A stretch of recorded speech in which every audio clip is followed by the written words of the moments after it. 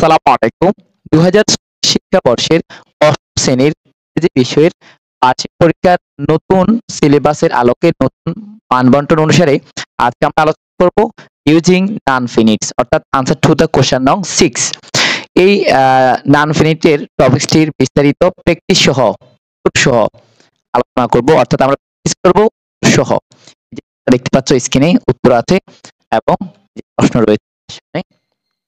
বন্ধুরা, তার আগে বলে রাখি, তোমরা যারা আমাদের প্রথম ভিডিওটি দেখোনি দেখে নিবে। সেখানে আমরা আলোচনা করেছি এমসিকিউ এবং short answer question, answer to the question নং 1। এরপরে দ্বিতীয় ভিডিওটিতে ছিল ট্রু অর ফলস, ম্যাচিং এবং সামারি, এই তিনটি। এখানে 15 নাম্বার দেখে নিবে ভিডিওটি যারা দেখোনি।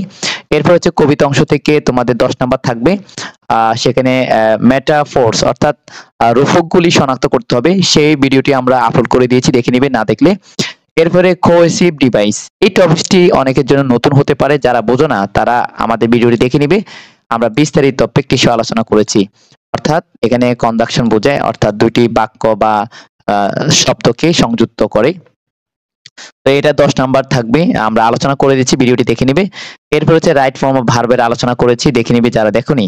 এরপর আজকে আমরা নান ফিনিট এর টপিকটির সব বিস্তারিত প্রশ্ন এবং উত্তর আলোচনা করব। তো তোমাদের বার্ষিক পরীক্ষার জন্য সিলেবাস হচ্ছে এক্সপেরিয়েন্স 6, 7, 8 এই তিনটি। তো শুরু করা যাক। এখানে দেখো তোমাদের প্রশ্ন হচ্ছে আনসার টু দ্য কোশ্চেন নং 6 ইউজিং, ব্যবহার করো নান ফিনিট।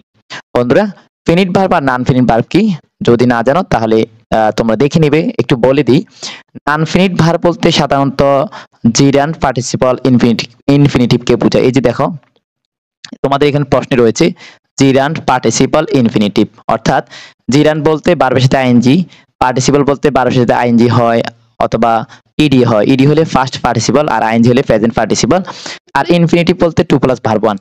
এখন তোমাকে এই তিনটে দিয়ে পূরণ করতে হবে, হয়তো ভার্বের সাথে আইএনজি করবা, না হলে তুমি ইডি করবা, না হলে ইনফিনিটিভ বা 2 + ভার্ব 1 দিয়ে করবা।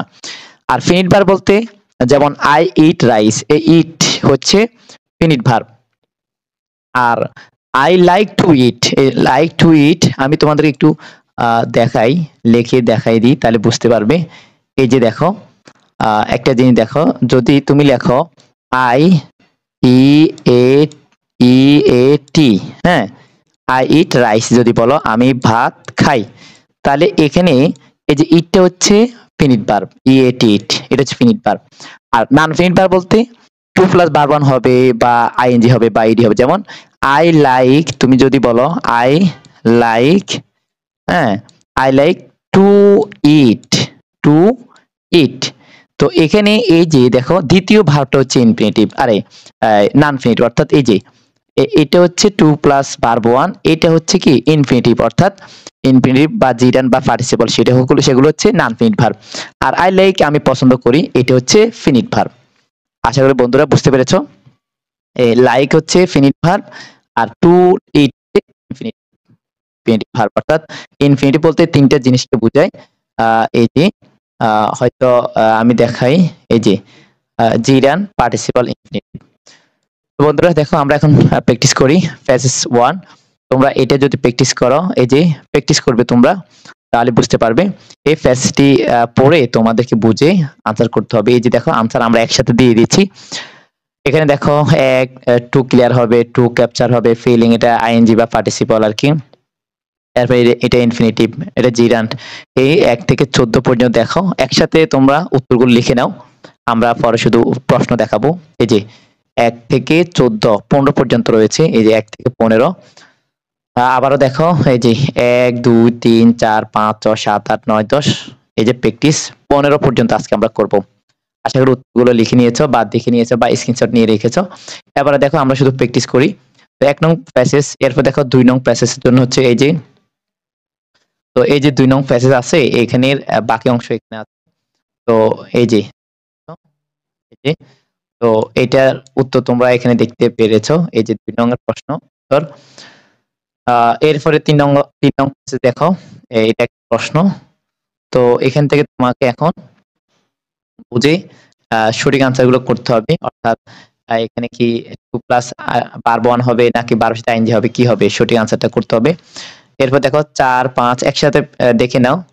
এই যে দেখো এখানে 4 5 8 9, এই যে দেখো 4 নং একসাথে দেখে নাও, 4 নং 5 নং 8 নং 9 নং, দেখেছো?